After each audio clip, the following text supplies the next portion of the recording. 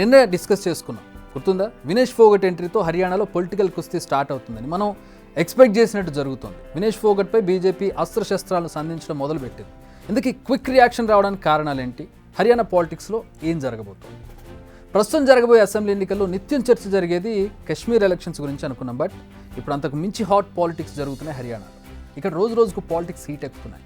ఎప్పుడైతే రెజ్లర్ వినేష్ ఫోగట్ తన రైల్వే ఉద్యోగానికి రామ్ చెప్పేసి కాంగ్రెస్ కండువా గప్పేసుకున్నారో అక్కడ మొదలైంది అసలైన పొలిటికల్ కుస్తీ. మనం ఇంతకుముందే డిస్కస్ చేసుకున్నాం, ఫోగట్ ఎంట్రీతో చాలా పరిణామాలు మారిపోతాయి. ఇప్పుడు అదే జరుగుతుంది. ఫోగట్కు కౌంటర్ ఇచ్చేందుకు మాజీ wrestling federation chief Brij Bhushan రంగంలోకి దిగారు. ఇతని మీదే ఆరోపణలు చేస్తూ ఫోగట్ వచ్చింది. ఆయన బీజేపీని రంగంలోకి దించిందా లేక ఆయనే దిగారా అనే దానిపై ఇంకా క్లారిటీ లేదు. కానీ ఇప్పుడు ఆయన ఫోగట్పై విరుచుకుపడుతున్నారు. బ్రిజ్ భూషణ్కు వినేష్ ఫోగట్, బజరంగ్ పునియా, ఇతర రెజ్లర్ల మధ్య గొడవలేంటి? భూషణ్ ఇతర మహిళా రెజ్లర్లకు లైంగికంగా వేధించాడా? ఇప్పుడు ఆ ఆరోపణలను మరోసారి తెరపైకి తీసుకొస్తున్నాడు బ్రిజ్ భూషణ్.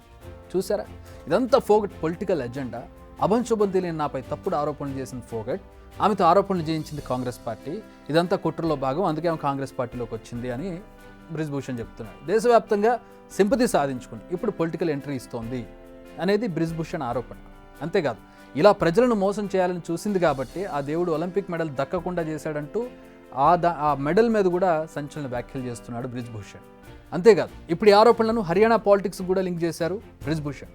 హర్యానా కాంగ్రెస్ నేతలు దేపేంద్ర హూడా, భూపేంద్ర హూడాలు తనపై కుట్ర చేశారని, వారి డైరెక్షన్లోనే రెజ్లర్లు ఆరోపణలు చేస్తున్నారంటున్నారు. ఇవన్నీ చెబుతున్నప్పుడు ఆయన ఏకంగా కంటతడి కూడా పెట్టుకున్నారు.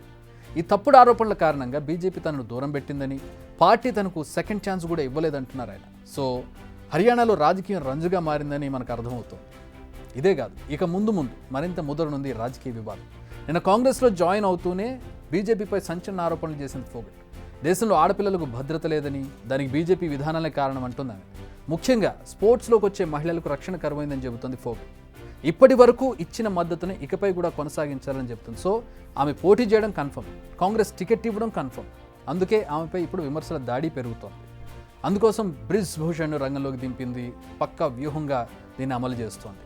అతను కాకుండా వేరెవరు ఈ విషయంపై మాట్లాడినా కూడా అది బీజేపీకి చేటు చేయడమే తప్ప మేలు జరగదు. ఎందుకంటే కనెక్షన్ అక్కడ ఉంది. అందుకే చాలా వ్యూహాత్మకంగా అడుగులు వేస్తోంది బీజేపీ.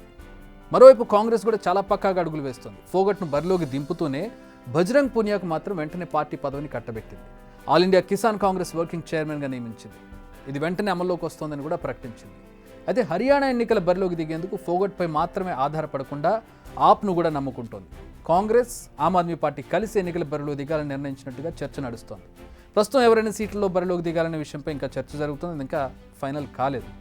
ఇప్పటికీ రెండు పార్టీల్లో ఇండియా కూటమిలో ఉన్నాయి. సో హర్యానాలో గెలుపు కోసం అన్ని అస్త్రశస్త్రాలను సిద్ధం చేస్తోంది Congress. Let's wait and see ఎవరు గెలుస్తారో. బిగ్ టీవీ అవుట్లుక్ కథనాలు నచ్చితే వెంటనే బిగ్ టీవీ ఛానల్ ను సబ్స్క్రైబ్ చేయండి.